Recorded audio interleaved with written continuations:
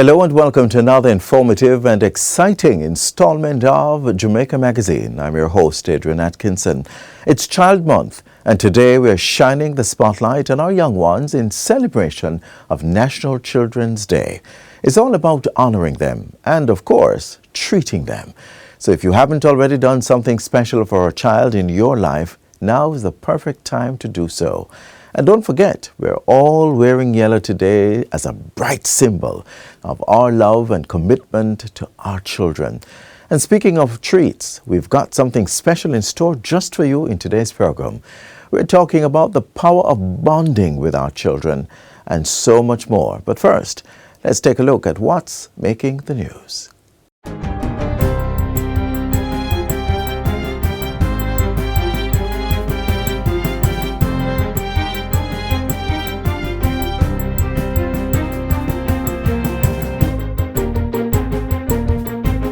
Good day, I'm Theodore Henry and this is your JIS News for Friday, May 16, 2025. It's official, the Morant Bay Urban Centre in St. Thomas is now open for business, following a ribbon-cutting ceremony led by Prime Minister Dr. Andrew Holness on Thursday. The old Goodyear factory is now a modern, first-of-its-kind integrated complex, facilitating public and private sector services in a one-stop commercial hub. Prime Minister Holness says the $6 billion investment represents an end to decades of underdevelopment and infrastructural neglect for the parish. Today, we emphatically declare that St. Thomas is firmly on the path for the fulfillment of its true vision of a prosperous, growing, fair, and equitable society. We are laying the foundation, my friends, for a new economy in this parish. And I want you to pay attention to that mission. Chairman of Factories Corporation of Jamaica, Littleton Shirley, says the centre will serve as a blueprint for similar developments in other parishes. Today we are not merely cutting a ribbon, we are carving a path in the future for the people of St. Thomas, for the nation of Jamaica, and for generations to come. The grand opening was also a proud moment for clients who will operate businesses at the centre as they received symbolic keys to their units. The establishment of this urban centre represents a transformative milestone for both our businesses and the broader community. Work has begun on the Monroe Road to Seaview Avenue pipeline project in St. Andrew as the government continues to rid the country of decades-old water and sewer infrastructure. Cost of the project is over $1.2 billion and includes a sewerage network component costing $623 million and the replacement of pipelines at approximately $592 million. Residents of Old Hope Road, Retreat Avenue, Seymour Avenue, New Kingston, Seaview Avenue, Mona Road, Wellington Avenue and Monroe Road are all set to benefit. Prime Minister Dr. Andrew Holness and other key stakeholders broke ground for the project on Wednesday. This project will replace old sewer mains, which some of them laid more than 60 years ago, with material that we are not using today anymore, calcified, broken, and you can't get reliable water pressure through them. The Monroe to Seaview Avenue pipeline project represents a critical investment by the National Water Commission to modernize and strengthen potable water infrastructure in key urban areas. The Jamaica Constabulary Force, JCF, has received an infusion of high-tech equipment that will significantly boost the speed, coordination, and effectiveness of the organization's daily operations. The new tools comprise 600 mobile and portable data-capable radios, 1,000 handheld ticketing devices, and 1,500 mobile printers. These will directly enhance patrol divisions, traffic enforcement teams, and frontline officers in their daily public safety duties. At the handover ceremony on Wednesday, Minister of National Security Dr. Horace Chang says the investment is part of the government's broader thrust to modernize national security through technology. He also emphasized the importance of a reliable communication infrastructure to modern policing. The communication, of course, with the radio router is crucial to police operation. You cannot look forward to having an efficient police force that cannot talk to each other at any time across the island.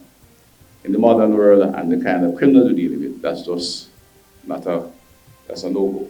Dr. Chang says the mobile and portable data-capable radios will be instrumental in enabling officers to transmit critical data, respond to incidents in real time, and enhance situational awareness for more effective operations. Meanwhile, Police Commissioner Dr. Kevin Blake hailed the investment as a strategic upgrade that will boost the JCF's operational readiness. I trust that this investment of over $650 million continue to provide our citizens with the assurance of our commitment to improving public safety through modern policing technology infrastructure. Still on national security, Commissioner of Police Dr. Kevin Blake is reporting a 40% drop in murders since the start of the year. He also indicates that all major crimes are down by 21%, including shootings at 32%. Dr. Blake credited the results to internal changes within the JCF, including improved coordination, stronger leadership, and consistent on-the-ground presence in high-risk areas. This is an achievement that is brought about by deliberate strategy, a highly motivated and mobilized staff, and significant improvement in how we work each day. I also want to express my deepest gratitude to the people of Jamaica, who has shown unprecedented support to the men and women on the front line and in support formations, working tirelessly each day to keep you safe. The Rural Agricultural Development Authority, RADA, has officially rolled out its RADA Connect initiative in the parish of St. Elizabeth. The outreach program aims to bring vital agricultural services directly into farming communities to boost productivity and strengthen food security. Through the initiative, farmers will receive on-the-spot technical support from RADA officers, while service providers will offer discounts and expert advice on tools and products. Agriculture Minister Floyd Green says the initiative is part of the government's wider push to better support and equip all farmers in the parish. RADA Connect is really about bringing essential agricultural services directly into our farming communities. It's about bringing all our technical support teams so that you will have a one-stop shop on this day where you can come out, you can get on-the-spot technical advisory support, we can help you navigate. Farmers are being encouraged to download the RADA mobile app, which will serve as a digital hub for accessing extension services and agricultural updates. The launch was held under the theme, Bringing Agricultural Support Closer to You, and will expand to other parishes in the coming months. And finally, Minister of Health and Wellness Dr. Christopher Tufton is reaffirming the government's commitment to the retention of nurses within the healthcare sector. Dr. Tufton was acknowledging nurses earlier this week for their critical support and for being a stabilizing force within the sector. Recognizing the global demand for Jamaican nurses and the ongoing migration of talents, Minister Tufton says the compensation review and training are among other measures being pursued to retain workers. From a government standpoint, we have no interest in preventing in any way except to incentivize retention, people from going where they think their best prospects are. Therefore, the future is going to require a combination of approaches and maybe policy shifts to accommodate you in your ambitions. Firstly, hoping that you will have the ambition to stay, because we're making it good for you to stay. Minister Tufton revealed that over 5,538 nurses have applied for verification requests to work overseas in the past 6 years, many in specialist fields where gaps now exist. And that's it for JIS News Today. I'm Theodore Henry. Thanks for watching.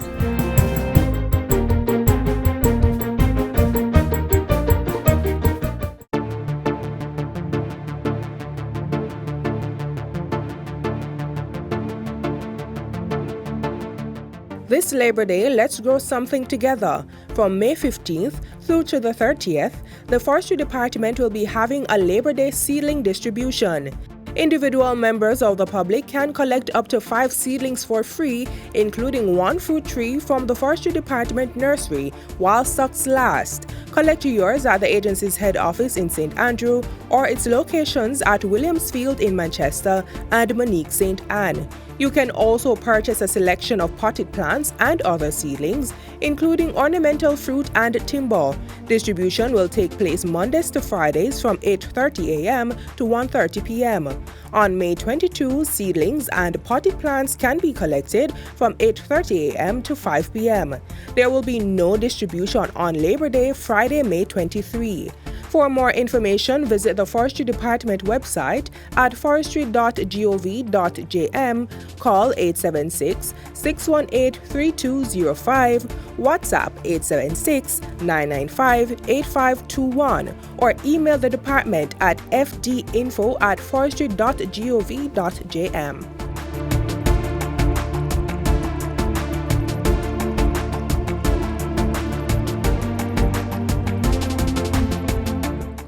Thank you so much for staying with us. Our upcoming feature takes a closer look at some of the latest innovations in agriculture coming out of one remarkable institution, the College of Agriculture, Science and Education, better known as CASE.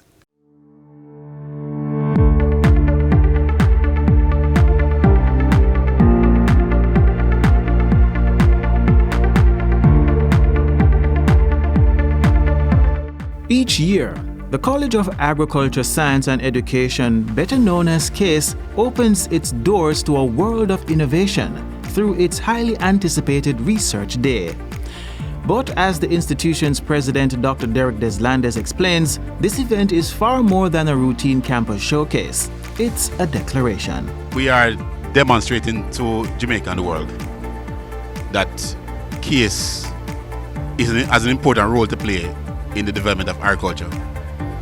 Not just agriculture, but the integration of science, technology into the agricultural space, the integration of business and hospitality with agriculture, the integration of mathematics and computer sciences with agriculture. So we're basically demonstrating that CASE is a best kept secret, and perhaps secret for too long.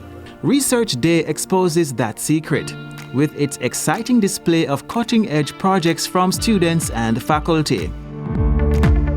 Here is how it works. Abstracts and research papers are submitted for review, and the most impactful and innovative entries earn formal recognition and awards. This year, agrivoltaics was a standout as CASE students displayed an eco-smart solution that combines farming with solar energy. It shows how installing solar panels over farmland allows crops to grow or animals to graze underneath, making full use of the land while producing clean energy.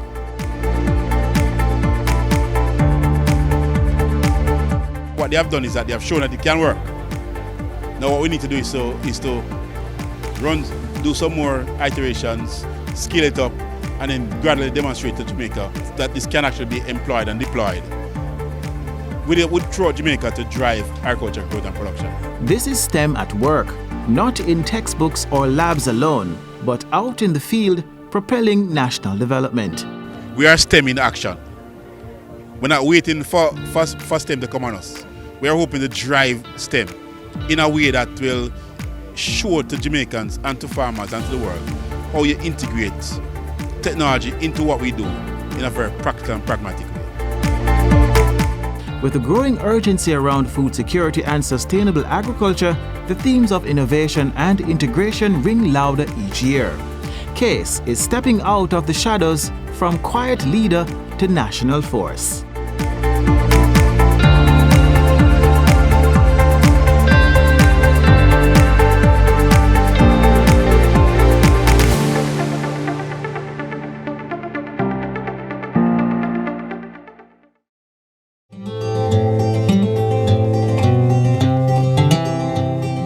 What's your favorite book to read? Hopefully, it's not just Facebook.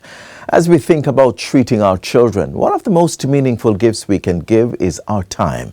And reading with them is a powerful way to show we care. Our next feature brings this idea to life.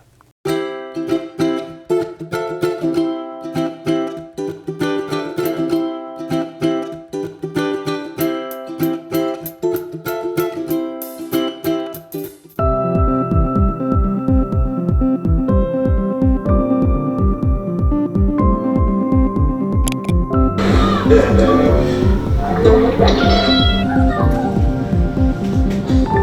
are you doing, young man? Didn't I tell you to go do your homework? Get up and go now. If no one could read, I wouldn't have to do any homework. There was no teachers or schools. Because no one could ever read, everything was different. Everyone was trying to figure out what was going on. Only little nosy Supposy knew exactly what was wrong.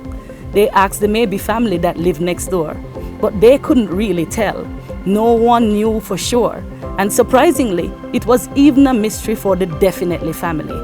Everyone tried to remember, but it was no good. Because no one could ever read, they forgot all they had learned from books. It is The Adventures of Nosy Supposy, and it is to be a series. The first one is Suppose No One Could Read. So what has happened is that because of how my sons were, they asked a lot of questions all the time. My mom used to say a thing to me, suppose your nose was a doorpost where you'd put the inches. So I came up with the whole nosy thing out of that, them being a little curious all the time. So I said, and then they would come with the supposing. But mommy, suppose. So I said, don't be a little nosy supposy. So the name came out of that, really. So I just decided to go with The Adventures so that I could teach little things, little lessons out of life lessons out of Nosy Supposy's adventures. And one point that I noted recently that really helps for parents and children to bond when we no longer read to our children. And it is so important that we do, because it creates that time of bonding between parent and child that is so valuable. And we can't say enough how valuable it is. Shafdan, wake up. You did your homework yet? Get up, get the book, let us go. Can be little things. Talk to them in story form. You know, bring up things that will kind of stimulate them wanting to know more. Show them books with pictures too, because we have to know that it is important for them to have pictures to look at, bright colors that will stimulate their mind and their eyes and fascinate them. In a world where the joy of reading can open countless doors, The Adventures of Nosy Supposy serves as a reminder of the profound impact literacy can have on our lives and the importance of nurturing a love for reading in the next generation.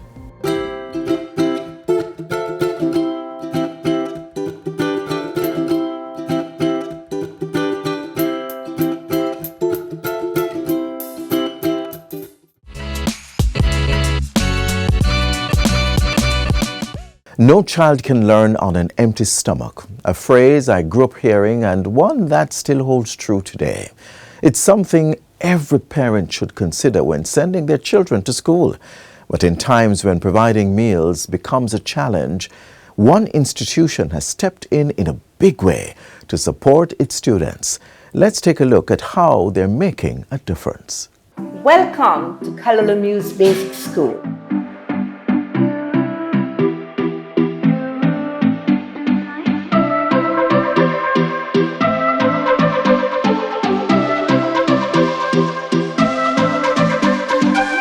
Directly across from the Riverton landfill lies a small poverty-hit community of about 500 people.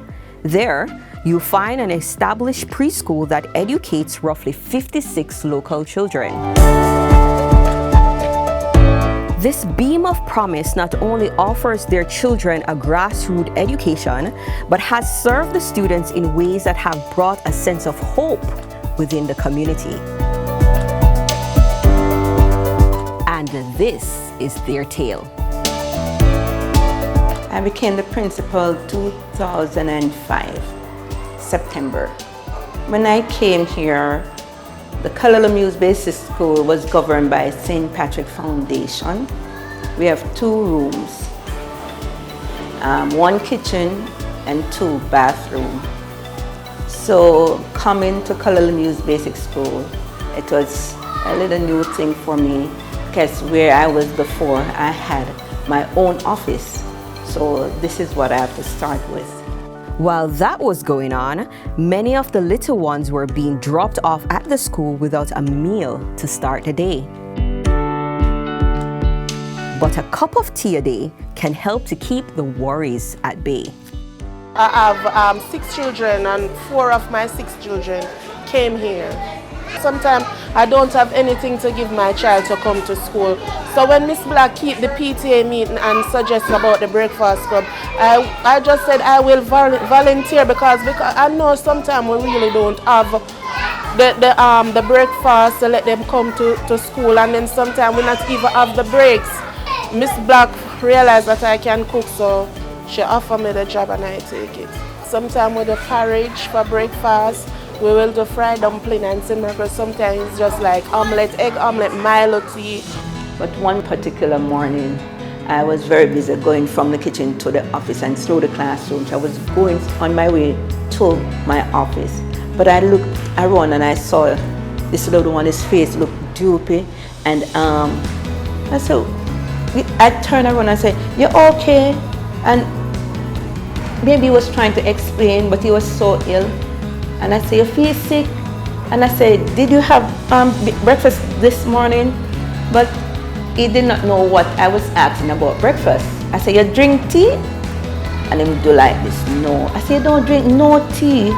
I said, "I'm gonna give you some tea." So I rushed to my office and coming out back to go right to the kitchen to prepare something for him. And I hear like, somebody vomit up. But his mom didn't left the compound as yet. And his mom came in. And I said, "You never give him no tea?" And she said, "No, miss, me never have any money. But me buy him one bag juice and I eat, me give him." And trust me, that did something deep in my core, deep in my soul. It affected me so much. And I said, "No, even little tea water I'm gonna start with." But we are sending them to school because we know say Miss Black now going to turn them away from the lunch, so we send them same. Trust me, when you start something, it will attract people to come and help. And this is how everything started coming in. And since I started it, we have several different organizations come to just help. And one such group is the New York-based church Perfecting Faith Ministries, which is being led by Pastor Donnie McClurkin. I was introduced to Calvary News maybe about 12 years ago. And we came and we did some medical and dental work here with the kids. And it's become an annual thing every year since then, with the exception of the 1 year during the pandemic. But this is my home now, and we've adopted it. It is, we sponsor it every month with a stipend. And we are totally behind 100% what the principal is doing here. And we look forward to seeing it grow. We really do.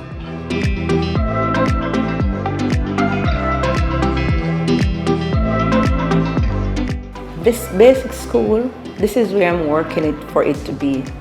The uptown basic school, the prep school in a downtown setting where it is affordable for children to come and get a sound education, nice meal, good and clean environment.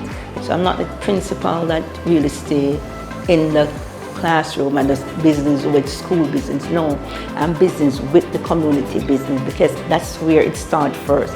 If I want to change a nation, if I want to empower and grow champion, I have to be involved in the life of the people.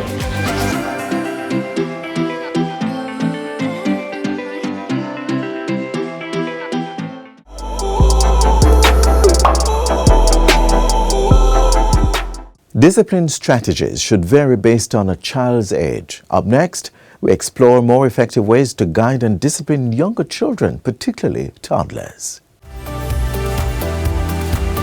Parenting can be very frustrating, and a lot of times people don't feel like they really have an answer to everything. And the truth is that that is the reality. But there are different things that people can try. We're not saying that any one thing works for everybody or that you'll even get the outcome that you want immediately. Especially when you're dealing with young children, you might have to try something several times before you see a particular result. So for example, if it is that you want a child to learn the difference between right and wrong, a lot of times in the past we use pain to teach that this is wrong, right? But we find that ultimately when you hit a child, what you're teaching them to do is when I don't like something, I should hit and I should lash out. What you want to try in a situation like that, you can try removing privileges. If there are things that the child might love to do, or even the age-old timeout, you know, where you say, listen, for this period, you have to sit by yourself, there's no communication, there's no talking, sit down and be still. Sometimes you have to physically just hold your child and help them to breathe through it, because you have some children where they have so much emotion and so much anger and they want to get it out, that it's really difficult for them to regulate it at such a young age. And so you have to physically hold them, put your hand on them, help them to breathe through it until they're calm. And with children, even if they don't understand necessarily the big concepts of right and wrong, they can sometimes understand tone, right? And tone is not the same thing as lashing out and using certain words and calling them different names. Tone is being firm and saying, I do not want you on this. So for example, if a child keeps going off on something, you might have to take them off it 10 times, right? And continue to reinforce with the same tone and consistency that you do not want them on this. And also for younger children, sometimes you have to be the one to remove whatever it is that you don't want them to interact with from the environment, right? Because they're so young and so impulsive, you can't necessarily leave it to them to understand I shouldn't touch this thing, right? So that's how we deal with the younger children.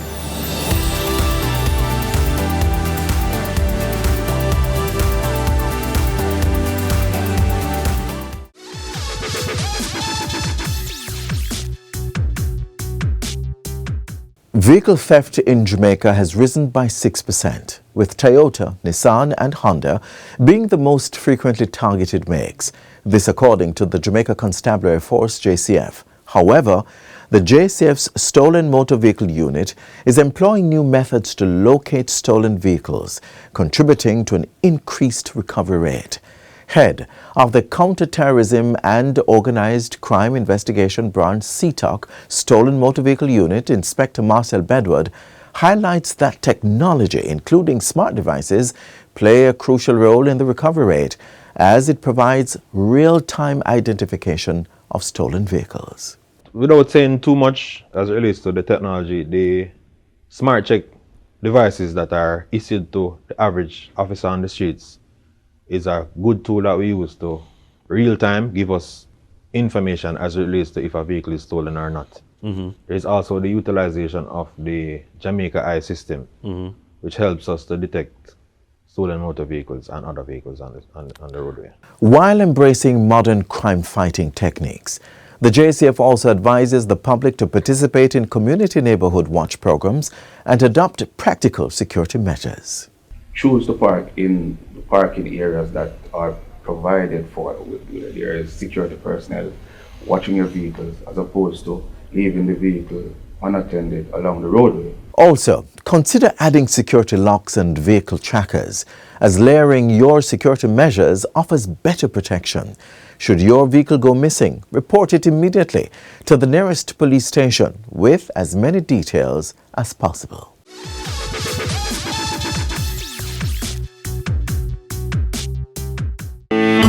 Keep that smile on their faces and preserve their innocence. Cherish the moments you have with them and create the best memories. Let's inspire our children to dream big and work hard to achieve all they aspire to be. Take the time to listen to our children and really hear their side of the story. Our children deserve love and the right to access their basic needs. Do your part and protect our children. We've come to the end of today's program. For a full recap and more, visit our website, gis.gov.jm. I'm Adrian Atkinson. Until next time, do take care. This has been a production of the Jamaica Information Service, the voice of Jamaica.